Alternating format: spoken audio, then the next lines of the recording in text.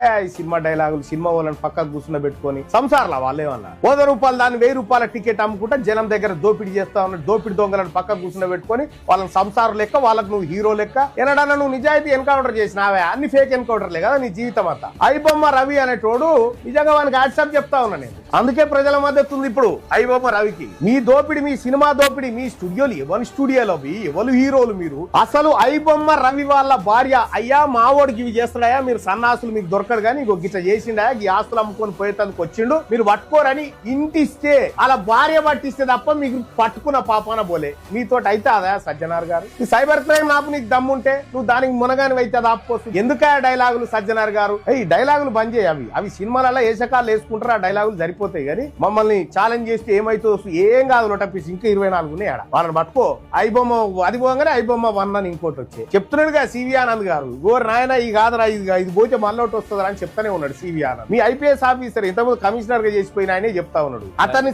మీతో కాకపోతే సజ్జనార్ గారు వీళ్ళని ఎట్లా పట్టుకోవాలో అతన్ని వాడి తెలుసుకో ఎంత ఉంటుందా పాప్కార్న్ సినిమా టాకీస్ పోతే 200 300 800 500 ఎవనియా సినిమా టాకీసులు ఈ